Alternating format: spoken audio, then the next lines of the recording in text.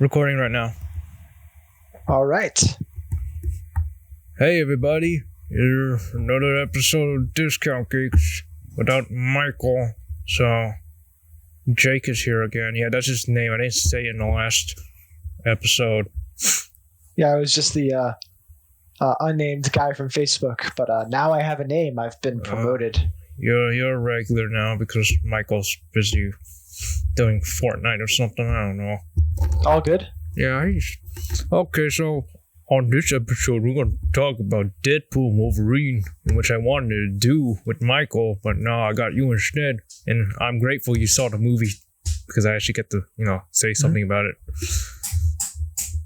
But yeah, what's your overall thoughts?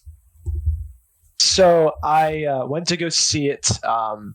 Went to go see it with my girlfriend, and I am a big. You probably know this. I stay away from spoilers because I like to go into things surprised. I like to not have fan theories as well, and so she had seen a bunch of the X-Men movies. She'd seen all the Logan movies, and we watched the two Deadpool movies this winter.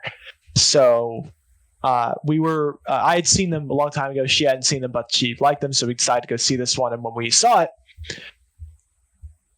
I really was shocked. I really enjoyed it. I mean, I didn't think I was gonna dislike it, but I was surprised at how much I enjoyed it. Like, not just it's just another Marvel movie, because I really have been kind of on, I guess, a bit of Marvel burnout. I feel like there's been so much content, and I have so little time to keep up with it, and the stuff that I have seen, it's been very hit or miss. So I was kind of just like, okay, you know what, it'll probably be as good as the other Deadpool movies, whatever. But I really enjoyed it. I liked a lot of the movie. I thought it was fun. I thought it was, if they were to end the Deadpool and Logan in film with this, I feel like this was a great way to finish that up. But also, if they were to start something new, I feel like it works. It's kind of like Rise of Skywalker. It's a good send off, but also a good starting point for something new, in my opinion. So I thought it was cool. I could go over specifics if you want, but that's my overall opinion. I really liked it. I never saw Rise of Skywalker as something to start anew, but honestly, they're kind of proving my perspective wrong now. But yeah, but Deadpool Wolverine, that's basically like anything MCU, like Endgame, that's the end to the Infinity Saga, but the start of the Multiverse Saga. Yeah. But as for my thoughts on Deadpool Wolverine, well, for context, I don't like the first Deadpool film. I love the second one. The reason why I don't like the first Deadpool is I just don't think it's funny. It's just like a lot of gross jokes. And I'm like very conservative about that type of stuff. And Deadpool Wolverine, I'd say half of the film was not really that funny to me, but the other half I really enjoyed. The humor, though, I think for this one, it definitely landed the most of the three, because like just like there was such like the build up at the beginning, especially like the whole thing with like driving the Kia. And how's it compared to the Odyssey? It's like, it doesn't suck. And then what does he have? Like, the whole theater erupted. Like, I think that was the funniest joke in the whole film for a lot of people that were in the theater, was how when they bring up Nice Pool's car, it was a Honda Odyssey. I think that just I think it did definitely increase sales for the Kia Carnival, and also it the makes Odyssey. you less self-conscious about your cheap out car.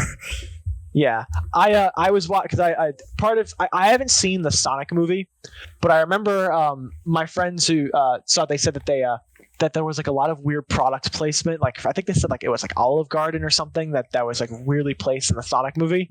And I'm thinking, like, is this like, I wonder what this was to get Kia in like a Kia Carnival into a Marvel movie, and they're hyping it up and dissing Honda, but then they bring back Honda. I'm like, I wonder what type of what had to go into making that work. But the joke, it just landed so well when it's a Honda Odyssey after that. I thought that was great. The part that I think got the most laughs in the end was when Wolverine's shirt completely rips, and you see that he's still shredded. He gets dehydrated for that, like very dehydrated. Yeah. he's one of the most dedicated actors. When I took an audio class in college, and we were talking about ADR, and we used an example of Hugh Jackman recording for well, I guess Greatest Showman could work. After watching the movie on Saturday, my girlfriend was like, "Oh, like have you seen Greatest Showman?" Because like there were some I hadn't seen Greatest Showman. I've heard the soundtrack a few times, but she's like, "Oh, like the Greatest Showman references in that were great." But it sounded very auto-tuned, honestly. But the ADR for Logan, like he posted that like overdubs, how they like overdubs that, like that was something we talked about in my audio class, about how that's like a lot of movies will overdub because they want to make sure they get like the exact right takes or something. And it's just like the amount of precision it takes, I guess, to really make sure the sound goes exactly, the timing and everything. And then we did watch some clips from Greatest Showman, like some of the musicals, and I'm like, this is definitely overdubbed because it looks like Zac Efron is speaking these lines rather than singing these. But it's expected for a musical when they're doing a lot of takes and of like the choreography with over the vocals. They have to make it look and time correctly. But again, I could speak on that, the music part. That's all I'm qualified to talk about is music. Anyone who's listened to this, you're probably all thinking, "Oh, this guy knows nothing about film," and you're probably right. I have no qualifications to talk about film except that I like it. Yeah, but yeah, I thought the movie was good. The humor was appropriately timed because, like, you know how in the second one when he fights Cable on the bus, Cable shoots him. He does like the homage to Origins Wolverine where he deflects all the bullets and he misses. That felt in the vein of him fighting all the Deadpools and then they all just heal. Oh yeah. The humor I think worked well. Yeah, I still think Deadpool 2 is funnier. Deadpool 2. I just laughed less. I don't know. I think Deadpool 2 has the most rewatch value for some of the scenes. Oh yeah, because I think it had the best dynamic with the cast. Not saying that the other ones don't, but in the first one, Deadpool's kind of doing his own thing. And it's kind of like about him fighting Ajax. And granted, Colossus and Negasonic show up there, but I feel like they're not as important. The second one, the supporting cast is significantly more important. And in the third one, it's really, Deadpool and Wolverine are really the focus. There's not too much about the others. I mean, you get Cassandra, you get Paradox, and then, of course, the heroes that they team up with. But it kind of felt more like the second one, I think, had the best dynamic of like the whole supporting cast together. Like there was a bit for Colossus, there was a bit for Negasonic. Russell, I think especially, was very good in that movie. And I thought that I loved also the scene with the skydiving in Deadpool 2. That was very well done. Especially because they brought back Peter in this one. Yeah. I love at the end he changes history so that Peter can survive. Like not any of the rest of the X-Force. I mean, I guess Shatterstar survived because he's at the birthday party. But like Deadpool saves Peter of all people, and then Peter just becomes like the most important character because apparently there's a Peter in every Deadpool universe. So I don't like that. Was cool. Like I don't like the Deadpool corpse and Peter joke. Like they didn't even set it up. It felt like random internet humor, honestly. It's I like, don't know anything. Worship of this, average dad bod guy. It's just I didn't know anything about. Is that like a comic thing or no? No, it's just random. Because I thought like, oh, that's funny because I looked up apparently like Peter. I didn't know this until recently. Apparently Peter's a comic book character, and I didn't know that. What? I didn't even think he was. Like I looked up, it said that like he's like there's a character called like Peter Wisdom. He's not a major character, but he's a character that like appears I think in some Deadpool stories or something like that. That's weird. Whatever. Yeah, I thought it was interesting they didn't bring back Cable for this one. Granted, I mean there wasn't really a point. There wasn't really a point to at this point, but yeah. Ran out. I guess the only probably ran out of budget, but also it's like you're bringing everything on Hugh Jackman. That makes sense. I guess I was the only thing I thought was disappointed is the fact that like Colossus and Negasonic and Yu-Gi-Oh were kind of like and Blind Owl were kind of like a part of it. Domino also, yeah, Domino was like my favorite character from Deadpool 2. That was surprising. Domino was a great inclusion in Deadpool 2. Yeah. I'll say I like it as equally as I do Deadpool 2, but for its own reasons. And it's mostly just for like the comic book fan service with all the cameos, and of course Hugh Jackman as Wolverine coming back, even though I don't think he's really at his prime. His character is basically a retread of Logan, just more of the worn and torn version of the character. Mm-hmm. But overall, I do enjoy the film. I had a blast with it. Yeah, it is like a typical MCU film, paper thin plot, paper thin characters. That is to be expected. But with like Deadpool, of course, you get a lot more leeway with him because he's just like a power fantasy character. Honestly, of course, there's a lot of like film elitists online who are just like, this is the end of cinema. I mean, I think the end of cinema was already in like 2012 with the first Avengers film, and that kind of like affected the whole film industry as a whole, not just blockbusters. It caused every corporation to really like incentivize into the whole cinematic universe thing, and blockbusters are just like dumbing down, becoming thinner in their plots. We spoke about this on the previous episode. Like films are just getting too simple.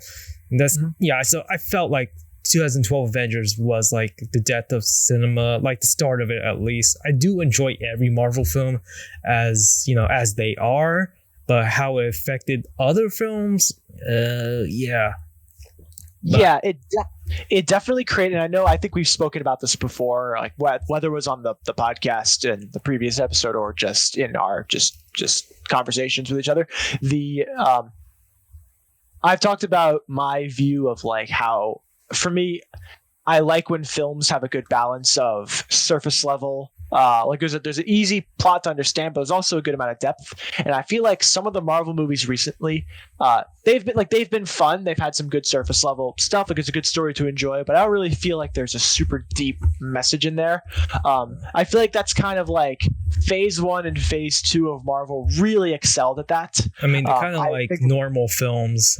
Yeah, and I feel like some of the Marvel, not to say that it's like necessarily bad, but I feel like the lightheartedness of some of the Marvel stuff has kind of, I feel like, taken away the depth. It's made it not saying that fun is bad, but I feel like it's hard to find a balance between keeping something fun but also having depth. And I feel like Deadpool and Wolverine, I think, really had a good combination of that. I think maybe we say about the humor, I think it relied less. There's definitely a lot less gross jokes in this third Deadpool movie. I think the humor was more on par with the second one, but it felt like I was watching a Marvel Cinematic Universe, like an MCU movie rather than an X-Men movie or a Deadpool movie.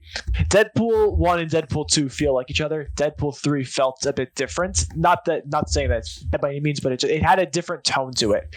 And I think it's funny that Deadpool kind of like does his own thing. I just said like the whole power fantasy thing right off the start, because we know going in that it's supposed to be really heavy. The fact that it's like we watched Logan and Logan died and he was like the anchor being for his universe. All that kind of reminded me of like the Paragons from the CW Crisis in Infinite Earth stuff. Oh yeah. But I thought it was funny, just like that they're like, oh, we know it's like gonna be hard anyway to like make a follow-up to Logan that doesn't disrespect the character. So right off the bat, they say, are we going to be respectful to Logan's death? Absolutely not. Because they figure, you know what? If they're going to bring back Logan, people are going to say either way, he was disrespected. Yeah. So might as well just go all the way and just do that opening and just completely, literally desecrating the corpse of Wolverine. And I thought that was a good choice because people are gonna. It's like the same thing I'd say about Star Wars. They're making a new Rey movie. People are gonna complain no matter what happens. So might as well just make a new Rey movie because I'll watch it, I'll like it. People are gonna complain regardless because they just want to be unhappy. And I go into movies thinking like, you know what, I'm just gonna enjoy the story, find something to appreciate about it. If I don't like it, whatever. But I really felt there was a lot of good things about this movie. I think that the references weren't too much. I know a lot of pop culture stuff tends to kind of hype up on cameos, but I feel like despite the significant amount of cameos in this, I think that it did everything very well. I liked all the cameos. Like it made sense to do what it needed. And I guess thinking back, like it felt very Spider-Man No Way Home coded. Yeah. And like I mean, Spider-Man No Way Home, like I feel like you can have that movie without having the other Peters come in. Of course. Like I feel like part of that was very fan servicey, and more so in the fact that but it still served his character in a way. Yeah, it definitely served the character to hear like how older Spider-Man deal with like their demons. Mm-hmm. But I feel like my thought was like, I remember watching just the hype for that movie and people saying, "Oh, Toby and Andrew better appear." And I almost felt like people were entitled, and part of me was thinking, I hope Toby and Andrew aren't in this movie just so people stop obsessing over fan theories and getting what they want. So I felt like, while Spider-Man No Way Home, there was a lot of cameos and they didn't always get a way to develop the characters the way it was needed. I felt like they did cameos the right way here. Yeah. Like the big ones, of course, being the Johnny Storm. With that fake out at the beginning was very well done. How we're not sure if it's Cap and then it was actually Johnny. I'll be honest, I already knew beforehand, but yeah, I guess that affected how I saw it. But honestly, if I was watching the film, and I mean, I'm like the biggest freaking geek here. Yeah, I probably know even if I didn't know. So the red arm straps he had, they weren't really convincing enough. It seems kind of like an obvious way to, mislead the audience. I wish he had like a broken shield or something, just, to really have it in. Part of me thought like, okay, this is him, but I was like, I don't think it's Cap. But like, is it? Are they really going to have him be Johnny Storm? I had something like low key spoiled for me the morning of. I saw something. It was like a clip of the Rise of Silver Surfer, where he gets all the powers, and someone said this hits differently after watching Deadpool versus Wolverine. And I thought it was just because, and Robert Downey Jr.'s casting. I thought it was just because they're bringing back a new Fantastic Four, and that was just announced. But then it was because he was in the movie. Speaking of like Johnny Storm, I'm just going to nitpick. I don't like how it's basically just Chris Evans just walking onto the set and just putting on a random costume. He didn't even change his Boston accent. Chris Evans, he just plays himself. Like everything he says is probably something Chris Evans would say in real life. Yeah, he did kind of, did that like Captain America throw off, but otherwise it's just Chris Evans. I thought it was nice though. I like the even though it was brief. Speaking of jokes that landed well, like the post credit scene. Yeah. That was very well done, because part of me was like, they're gonna bring back all these heroes, now they're gonna give like Johnny moments to shine, and it's like, okay, you know what? I respect that. I wish it was more like based on superpowers than just like raunchy dialogue, but still, I enjoyed it. But I feel like some of the stuff wasn't super easy to grasp, I guess, if you hadn't seen some of the movies.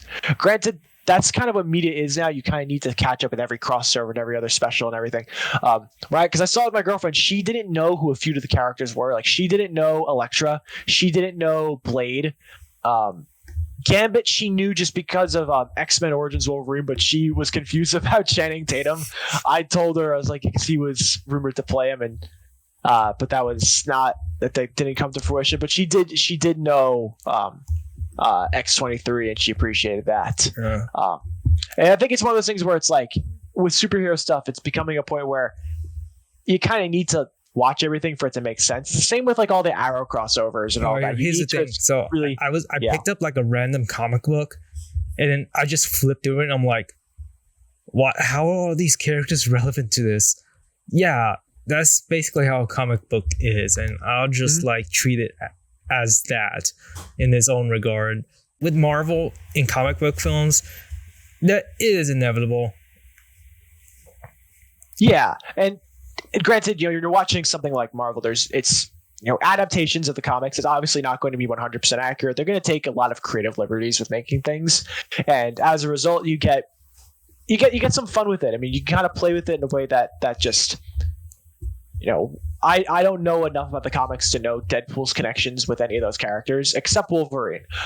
But seeing I don't know any stories of Deadpool and Elektra or Deadpool and Blade. I know there's the MC2 universe where Wolverine marries Elektra and then has a daughter with her, and part of me felt like they might be going for that kind of setup maybe. But some of it felt like, okay, this was interesting. This was nice to see. I haven't kept up with Loki. I saw the first season, but so seeing the TVA on screen, I thought that was cool. I thought that they did it well, bringing that in. Yeah. I like the updated costumes, like the budget costumes. Mm-hmm. Look so much better than the actual television. Blade. I can't believe Wesley Snipes came back because I thought he was in like actor prison now. And I mean, he had some legal trouble some like decade ago, and he was like evading taxes. Oh wow. Yeah, but no, he did come back into acting after he served his time, and it's really surprising to see him come back for this film because he seemed like a very like stubborn person. Elektra. Okay, so I'll say Daredevil 2003 is like one of my favorite superhero films just because 2000s aesthetic. I actually genuinely like it better than Netflix Daredevil, but that's more so Netflix Daredevil just being like one of those tell don't show shows because so much of the characterization is in the dialogue rather than like in action. Elektra, I wish they got Ben Affleck back. Channing Tatum as Gambit, I never liked the casting. In the film, he was fine, but his face is a bit wide for that costume. His accent, they played it as a joke. I mean, it's funny, but at the same time, I wish he was taken a little bit more seriously because I really want to see how Channing Tatum would really play like Gambit. Yeah, I feel like they were playing. That was one thing that I felt like they were really like playing into the meme rather than playing into that, which like it worked. I think it worked for the film because it worked. But I agree, like wishing that we could have seen like how he would have actually played Gambit. Part of me wonders, hey, they're actually going to do this now. It kind of reminded me of like Doctor Strange 2, like the way they had Mr. Fantastic as like they got the fan casted guy to do it, and then they kind of just like had him, I guess, act like we'd expect them to act. Yeah. Rather than like, I guess, so like is the whole thing of like people hating on that scene because it's like seriously like Reed Richards would be smarter than to say exactly what Black Bolt can do and how to beat Wanda. But it's like that thing where at the same time it's the thing where like smart characters are arrogant and sometimes they'll just do things and they're like, oh yeah. Yeah. So, I mean, but I think that is a variant of Reed Richards who failed. He got like everybody killed there. So, I mean, it's just a version just to dispose of. Which I think John Krasinski will come back, like because there's a whole council of Reeds, so I'm pretty sure he will come back. Ewan Gruffudd from the original 2005 film, I think he will come back. I think Miles Teller will come back. He's just knowing how the MCU would like just go all in. I'm like excited for that prospect, to see the council of Reeds, especially with like Mandalorian being Reed now. I don't know about that casting. Fantastic. I don't like the movie, but I really liked Miles Teller as Mr. Fantastic. I enjoyed like the first half of it. The second half is of course like one giant reshoot. It's funny that you said you enjoyed the first half because I remember I was watching that movie and I was thinking like, I feel like this movie isn't that bad. When I'm watching it, I was like, oh, maybe people are just overreacting a bit about this. And then I realized the movie had a beginning and had an end. And there was no middle. And I felt the same way about the I never saw the second one, but the first Suicide Squad movie. Like there's a beginning and there's an end and there's no real middle, and that's how I felt about the Fantastic Four movie. I liked the characters. I really liked the beginning, but then the end it kind of just fell apart. Like after they all got their powers, they kind of just go away. Then they kind of just go away, and then they're all suddenly back together fighting Doctor Doom. It just felt like there was. It felt like there was a whole middle section to the movie that was like left out. I'll say the first Deadpool film, the plot was pretty paper thin, but there were like less characters, so it kind of dragged on. It just felt empty. It just felt boring. But with Deadpool Wolverine, the plot's still thin, but there's a lot more characters just to throw at you. A lot more, for my ADHD brain to really pick out. Yeah, you can have more fun when there's a lot of characters because you can just like do different. There's more to do because hey, while Deadpool's over here, let's have these characters fighting each other. Let's have the old Juggernaut, which I thought was funny. They bring in a Juggernaut who's not the one from the other the other Deadpool, which they didn't really. I mean, I don't know if I missed it, but I feel like they didn't address that there's another Juggernaut who looks like the old one from Last Stand. They did not address it, but. Huh. Here's how I've deduced it in my mind. X-Men 1, X-Men 2, X-Men 3. That's like the original timeline. And then the Wolverine. Oh, yeah. Oh yeah, there's Days of Future Past that changed everything. And then of course, First Class I guess would be canonically the first one, and then after that would be Origins Wolverine. Granted, some things are going to be different because things kind of change in every X-Men movie. Yeah. But then Days of Futures Past goes off and makes a new timeline. I keep forgetting that. And then the new timeline is where the Deadpool movies take place, and I guess Deadpool was. No, Wade Wilson was born before, like, the time period they traveled back to in Days of Future Past. So, and his movies technically take place in like the mid 2010s. Although the X-Men Apocalypse characters from like the 90s, they appear in Deadpool 2, but that was for a joke. But still, it's just it's like a thing where it's like it's hard to grasp. I mean, because also think about this: Magneto is supposed to be like a young, like a teenager or a young man during World War II, because that's like his origin story. He was a child. So by Days or child. Oh, I forgot he's a child because of Days of Futures Past. Yeah. First class, a child. So he's probably even in the first X-Men film. Yeah. But even so, it's like he would have to be, 85 or 90. Just by like how the films are placed by the time of Days of Futures Past. Mm-hmm. So it's like I feel like they're always gonna have to have some exceptions to like where X-Men takes place just because of Magneto's origin. That's always gonna have to be like a fixed point there. But it's like you have this point. The way I kind of accept, I know it's not accurate at all, but the way I kind of accept it in my mind is that in order for things to line up, I've decided that. And this is just for my own sanity with trying to understand timelines. The whole Logan getting recruited for Weapon X with his brother, with Victor Creed, that would be sometime after Vietnam. Mm-hmm. So the Vietnam stuff then would be, I guess. I forget if it would be before or I guess concurrently with Days of Futures Past, but sometime during the events of Logan's court-martial with Sabretooth is when Days of Futures Past would take place. But then my thought was way after. Like maybe they were in prison for some extended time and then they get recruited by Stryker. So I guess, granted that's a big time jump, but maybe other things happened. Maybe they're back in prison again, because we see there's a lot of time jumps between all the fights. Like maybe they were arrested, maybe they were like, came back, but whatever. But my thought was Origins Wolverine would be a few years before X-Men 1. Mm-hmm. Because of the ages of Charles Xavier and Logan, all that. And so then essentially, but Logan, I feel like you can kind of say things take place over longer, and then essentially just Days of Futures Past kind of Logan is accelerated the timeline. So the end of Days of Future Past was 2024. Logan was 2029. Oh, I mean the flashbacks in Days of Futures Past. Mm-hmm. And I'm sure someone listening to this is probably like, no, that's not how timelines work. Oh. But I'm just like, okay, I don't care about X-Men enough for it to be a problem for me. Like for me, it's just a fun movie. But whatever, regardless, the new timeline that we see at the end of Days of Futures Past, that's the timeline then where Deadpool takes place. Mm-hmm. And then Logan is an alternate future. So at the time in which I guess Deadpool is taking place, Logan hasn't yet died, like our Logan, and it's an alternate future, and maybe it's, I guess, a set future now, but things may have changed by bringing in this new Logan into the timeline.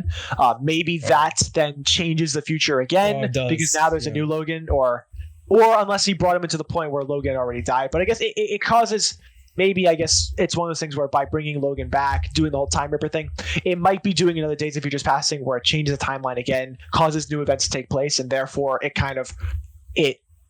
by taking him and Laura out of there and bringing them, I guess, to the present day and not the distant future, it kind of brings them into a new timeline that's reset again. And so I guess in a sense, we're paradoxing things out of existence, like we're grandfathering it, but it's Logan, like the events of Logan now, they're in the past for Deadpool, because he, rescuing Logan, and the past for Laura. But in this new timeline, that stuff is now not going to happen. I guess like the best way to think of it is like you watch The Flash, right? Yeah.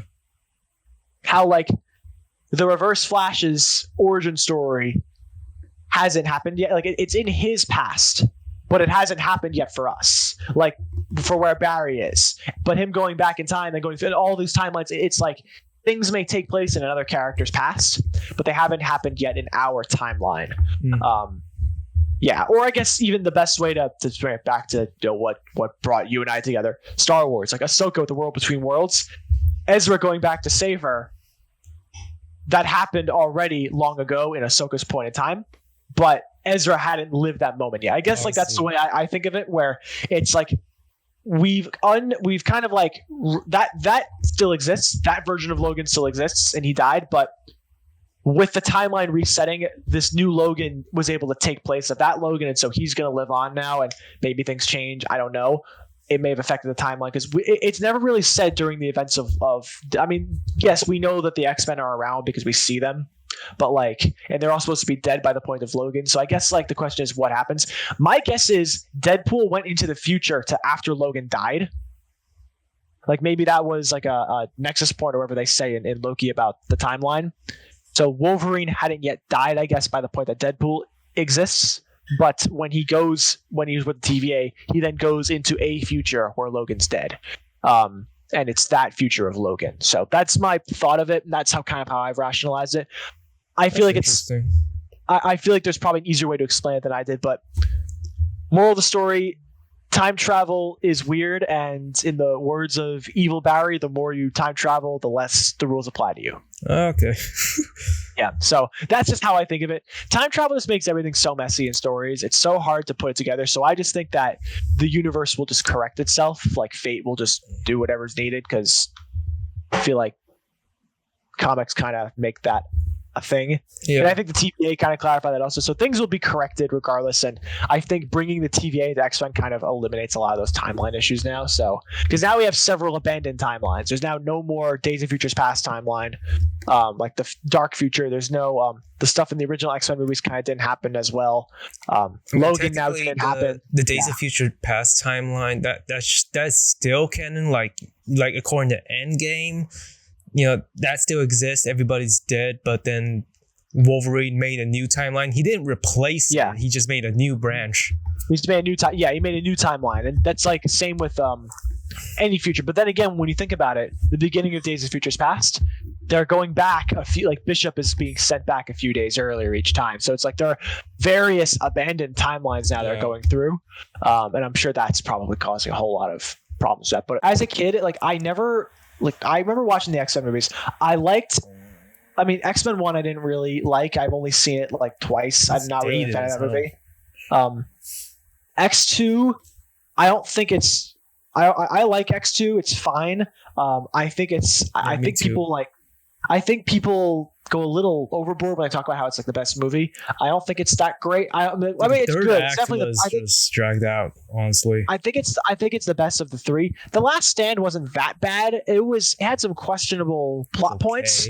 But I don't think it was as bad as people say. I think that the first one's worse than the third one. But I thought that X-Men Origins Wolverine, when I first saw that movie, I thought I like this so much more now. I really enjoy this compared to the others. I think that the X-Men movies got better, with First Class. Days of Futures Past was good. The Wolverine was really good. Logan was exceptional.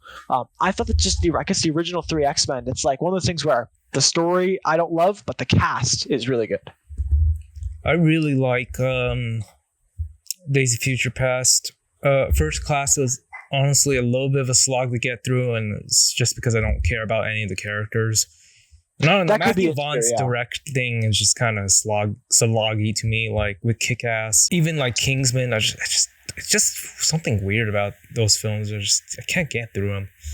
X-Men Apocalypse, I enjoy it for the action beats, but otherwise, it's kind of just a dumb comic book film. Speaking of First Class, though, I was surprised to see what's his name, the guy who looks like the devil, Nightcrawler, Azazel. It was cool to see Azazel, and part of me was like, oh, I guess that's why he's not in the other X-Men movies, because he was pulled out by the TVA and brought to the Void, I guess. Yeah, I felt that I liked the creativity of the fight scenes. I like the one where they're in the van and they're using the seatbelts. Oh yeah. they kind of play into the humor of it, which is why it works. Like they can make things like a bit more outlandish. Yeah. And like who would have thought that there'd be Deadpool would be using the skeleton of Wolverine to destroy a whole bunch of agents? Like, who would have thought about that at all? Yeah. Like, that's... You mean like that one episode of SpongeBob where Mr. Krabs digs up a grave and uses he used like the skull. Oh my god. Yeah. Oh my god. That's an actual meme online. I'm gonna send it to you. I still think like cool. Deadpool 2 had better action scenes.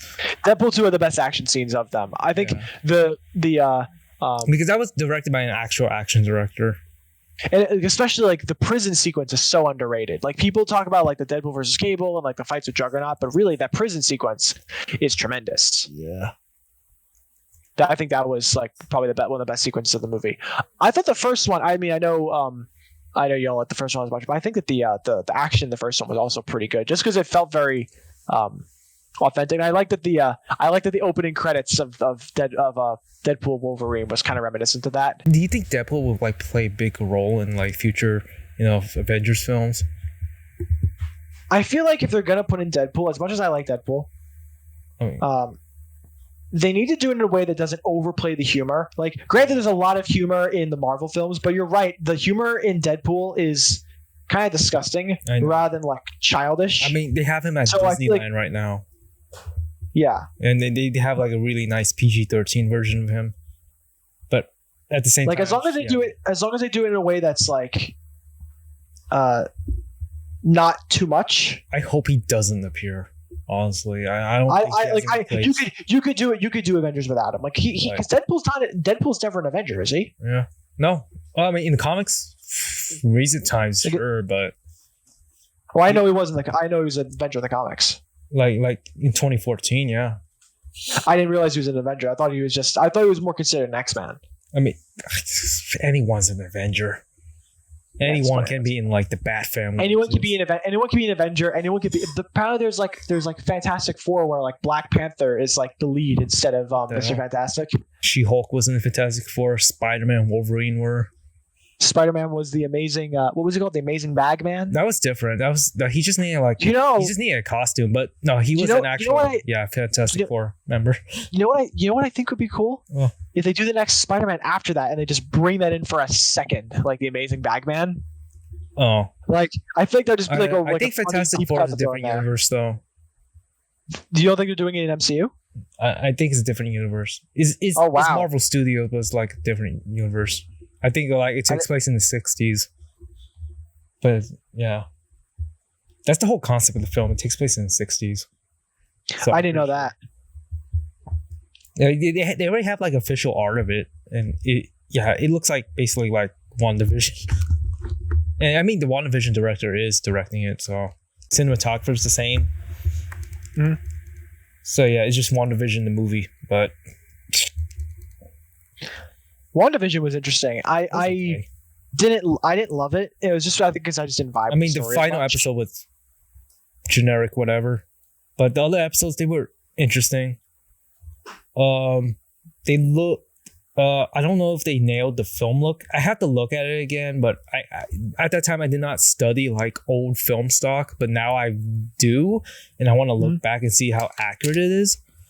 There are films that use this plugin called Filmbox, which like emulates film, like the essence of film, really well.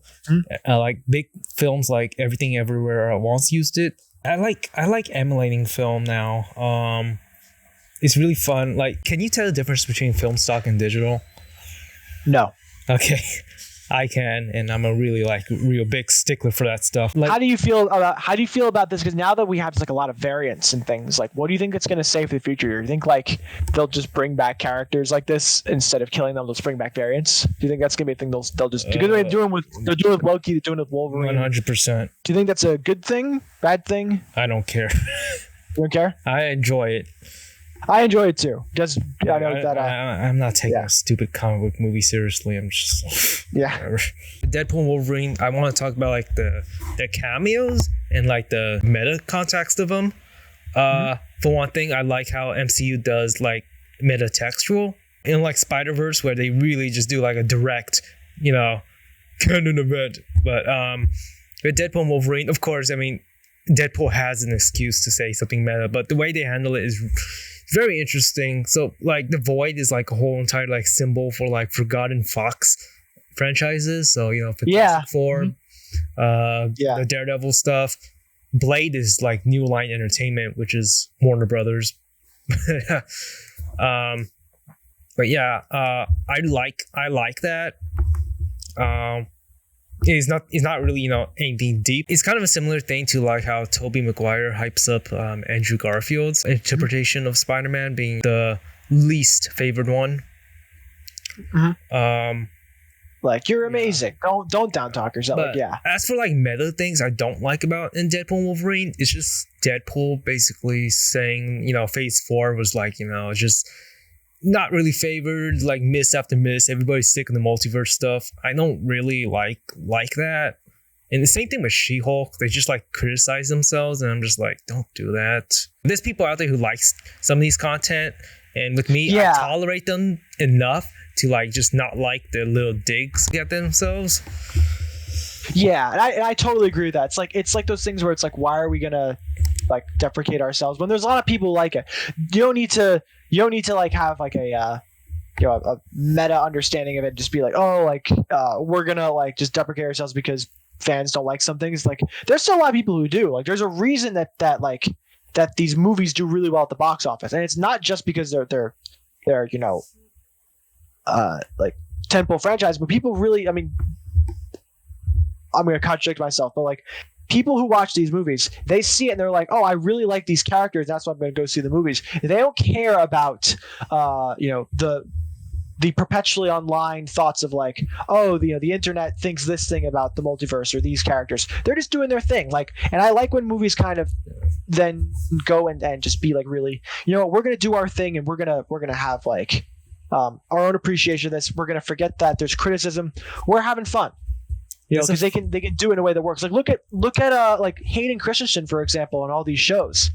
People didn't like Hayden, but you know what? Star Wars doesn't care. They're still casting him as Vader and all these because it's him. He does the live action Anakin role very well. He did exactly what George Lucas needed him to do, even if some people didn't like it, and he's been known for that. And you have the same thing with You'll have this, I guess, to an extent. You get the thing with Ahmed Best. I mean, from our world, we know like how he was treated, and it's like, I think it's great that they were able to bring him in to also play his other character in a canon show. Like, that stuff's all cool that they're able to do that. They don't need to apologize for anything on screen. Like, characters don't need redemption when it's fans, I guess, who have the issue with it. So Deadpool didn't need to say like, oh, everyone's sick of the multiverse. I think they were just doing that because that's a thing Deadpool would say. Yeah. The film overall celebrates Fox films, and absolutely, yeah. Yeah, and like Paradox, he's kind of like a riff on those like MCU elitists who don't like Fox content. And I just love how the MCU just like has a lot of love for like, older franchises that are not really that, beloved. With Star Wars, the only thing they seem to not like, be embracing is Alden Ehrenreich as Han Solo, and Kathleen Kennedy actually commented on this. She's like, we're not going to cast any more younger versions of these characters.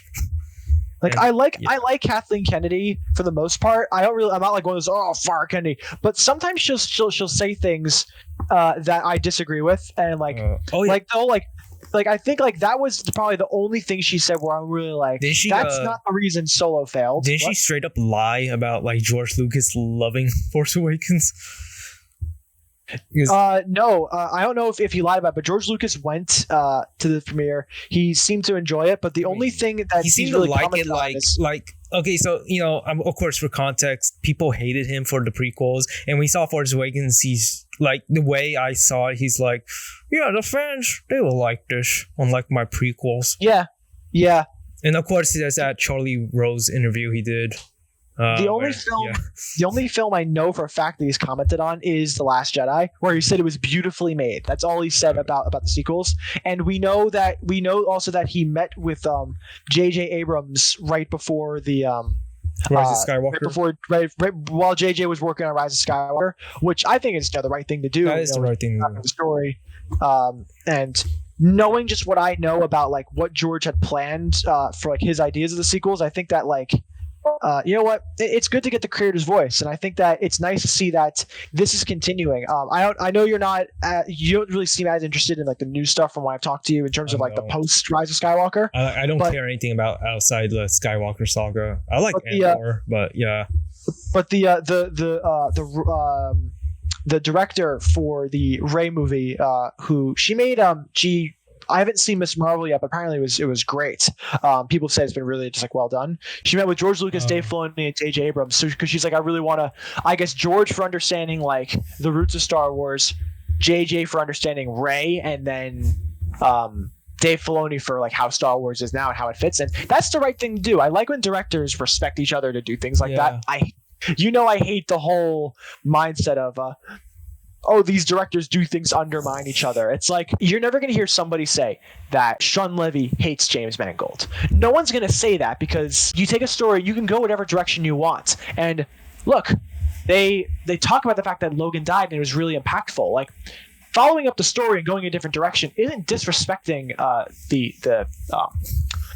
story or disrespecting the director. Like I'm sure James Mangold isn't losing a wink of sleep over the fact that that they've made a sequel now to this where there's another Logan variant. Look, they addressed that this thing's happened, that Logan died. It was very traumatic for the universe, but also for Laura, especially X-23. Like that's addressed here. That's not disrespecting the characters or the cast. So I think people need to get over this idea that like people are just like undermining each other because they want to make a better story. Nothing's undermined. People are having fun. You know, I'm sure Chris Evans isn't destroyed. That Johnny just had a cameo and then he was killed. It's like a different version of Johnny, technically. Hopefully, it's a different. It's different. Sure, it's a different Johnny. But it's like all that is ways to just keep going for this. I think that. As far as you go from and all this, it's funny, these ideas that you and I have talked about like our views on filmmaking. And granted, I know nothing about filmmaking. I'm a musician. My only experience with film is recording audio for someone's film when I was a junior in college. Like that's really it. I like the way that I like what I like in what I've seen and what I've listened to, and I like the way that the movies are told. I think that things are done well, and I think that the biggest problem that we deal with in the 21st century now is the internet subculture around films has made it so much worse because people will, of course, you and I know all the big crazy Fandom Menace YouTubers and stuff and doing all their views, and they all think that they know the stories the best and that they own this. Thing is, nobody owns these stories. I mean, yes, from a legal perspective, Disney owns this, but no fans have ownership over how these stories should be told. We should be embracing that there are all sorts of new perspectives to things. There's something for everyone. There's the dark, gritty Logan movies. There's the more lighthearted Deadpool movies. Yeah. Same thing with Star Wars. You get Andor, and look what's happening at the same time of Andor. While Cassian is doing this like elaborate heist and his crew members are all dying, Zeb and Ezra are buying fruit in episode of Rebels. Yes. Like there's room for all of this storytelling. We're kind of getting into this idea where now with filming, I think directors are embracing that a lot, where there's room for different styles, and it works out nicely. Directors are just doing things now. They're telling the stories they want to tell, and that's great. Make this, because that's what art is. People make the stories they want to make, and that's the best you can do. You can't have a story that's just done to appease fans. I refuse to believe that things are done just for fan service. I refuse to believe that. I'm sure there's always an underlying reason why someone wants to do this. Yeah, they probably think, fans will think this is cool, but that's not the sole reason that people write stories anymore. They tell it because it's the story they want to tell. I like how they're doing the multiverse stuff in Marvel. Granted, I haven't seen a lot of the recent stuff. I think really before Deadpool and Wolverine, I think the last thing I saw that was new was Shang-Chi. Which Loki, I like Shang-Chi. Right? Sorry? Loki? Have you seen Loki? I saw I haven't seen the second season yet. The second season, yeah, it's really good. They kind of wrapped up Kang in a nice way. They didn't they didn't go back to rewrite it, to erase him from like Marvel completely. but the way they wrapped up his, overall character is nice enough, and like just to leave him be. That's good though. Because I know it was like a difficult situation to be able, especially with everything going on with the actor. They were probably just like, let's do what they did with Gina Carano in Mandalorian. Let's kind of just like figure out a solution and just like just kind of like move past that character. What do you think about this Doctor Doom announcement? I'll see it when I see it. That's really my reaction to everything. Mm-hmm. But it kind of blew my mind. I'm like, oh. I was kind of shocked. I remember just like there's people were kind of like, oh, is this going to do Iron Man? I don't know what's happening here, but I feel like there's definitely some just like with Deadpool and Wolverine, there's definitely some motive. There's definitely some big secret that's going on here. And it's all. And my thought is, I have no theories, but my thought is just it's gonna all make sense when we see the movie. Of course. And that's kind of how I look at all this now. Like I don't want to come up with fan theories because then like everyone, I feel, and I talked about this in the context of Rise of Skywalker versus Last Jedi. People will come up with their own fan theories and they'll measure the product against their fan theory rather than the product against nothing. Yeah. And then they kind of come up with this idea of how the story should go, and any deviation from that's a problem. And I think people are starting to do that now with this Doctor Doom thing. I'm sure Marvel knows what they're doing. I'm sure they have something that's going to make sense. Marvel seems to be really good about explaining like retcons. Mm-hmm. So and kind of like tying up loose ends in a way that I don't really see with any other franchise on screen. Marvel really goes nuts with tying up retcons. Yeah. So I'm sure they'll figure out a way to make it fit and show why it works. And I think it was cool. I think it was a cool announcement. I'm sure, because look, at the end of the day, Robert Downey Jr. is an amazing actor. Mm-hmm. He's going to do a great job in this role. Whatever happens, I think it's going to be fine. And I'm excited to see how that plays out. I mean, that's my reaction to all Marvel content. Like, it's fine. They do everything right. It's just, it's not outstanding, but they do it in a way that, I appreciate. I mean, Star Wars has been consistently good, but... Star Wars has been consistently good. You heard it here, folks. Star Wars is consistently good. Yeah. I mean, there's some stuff I don't care for, but I never really criticize it. I just I just don't care. Even so, it's like, if there's Star Wars stuff I don't like, it's like, whatever. And I feel the same about Marvel. Like, granted, I think I've liked Star Wars generally more than Marvel, but with Marvel, it's like, if something isn't great, nothing is making me upset, and I think that people kind of need to just stop taking things so seriously when it comes to this stuff. It's like, if you like it, don't you want to find something to appreciate and see how it fits rather than how it undoes something or how it doesn't work. I think that everyone's doing things in ways that work nicely. There's no point in, back to what we said earlier, about fans taking ownership of things. There's so much room for different stories. There's so many options for things to go. Why not just go those routes? Why not make this film be the what if kind of film, or the infinities kind of films? Nothing wrong with going in new directions and things like that. Back to what I was saying about the multiverse though, with the variants. I don't know too much about Wolverine alternate universes, but I did a little looking into after that, and I was kind of surprised that they went to some deep cuts. Oh yeah, there's a lot of actually. A lot of them were popular versions of the character in the comics. They were. I didn't know about some of those. But they were cool. They're pretty popular though.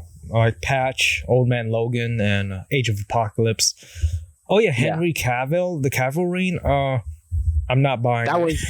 I wasn't really. I was like, they're not going to do this for the movie, are they? But I was like, if anything, I feel like of all fan casts, that was the one I was kind of surprised to see, because I've seen people talk about Daniel Radcliffe. I don't think he fits. I don't think Cavill would have been a good Wolverine. I like how his cheeks and eyes look, but his mouth looks British. If you asked me to pick a Wolverine for another actor, I would have said the popular fan cast. I would have said Daniel Radcliffe, especially because I think his voice is a little short.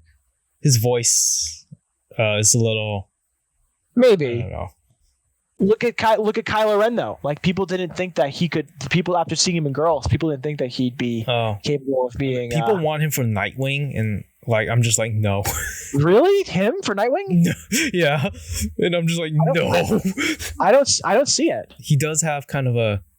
He has a very specific face. I don't want to call him ugly, but it's just his. I definitely see him for a superhero movie. I think he should definitely play a hero, but I don't know if Nightwing is the character for that.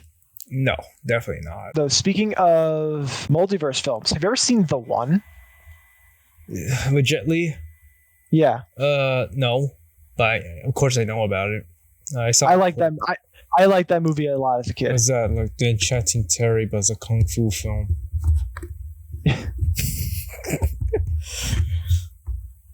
Like, why is everybody played by Jet Li? Is that like a universe thing, or is it just we couldn't hire any other actor? Well, there's a reason why most of the characters in that film are played by Jet Li. Do you want me to tell you why? Are they clones? Or, is he like an experiment? Is he like? No, the concept is that there are 128 universes, and every person exists in another universe. But when they die, their energy is then divided amongst the remainders. And so, Jet Li, the evil one, whose name I forget, he is a rogue because there's one universe polices the rest of them, and so the rest don't really know about the multiverse. It's just one monitors everything else. So an agent, an agent from that universe, that oversees everything. It's like the he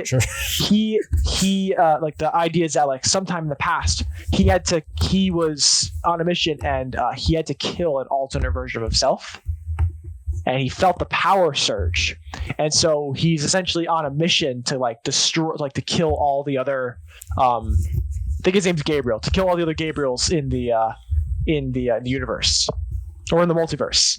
And the last one is the hero of the story. The problem is this one evil Gabriel he has all the power, but so does the remaining good Gabriel. So it's now these two guys with obscene Matrix level martial art abilities and strength are against each other. And I thought it was a nice, fun kung fu movie. I liked it when I was a kid. But it's an interesting take on the multiverse. Okay, so how does Blue Jacket handle the multiverse? For one thing, it's not really going to be in it. It's going to be like Doctor Strange, dreams are windows to other universes, but you don't really travel in them. It's more like wishful thinking. The Enchanting Terry is basically an entire multiverse of just different. Because there are multiple Terrys, right? There's multiple Terrys, but they're still the same person though. They're just treated differently to each other. So it's multiverse, but it's not directly referred to as a multiverse. It's just me and you, right? We're different humans. That's really it. I'm not even going to call them human.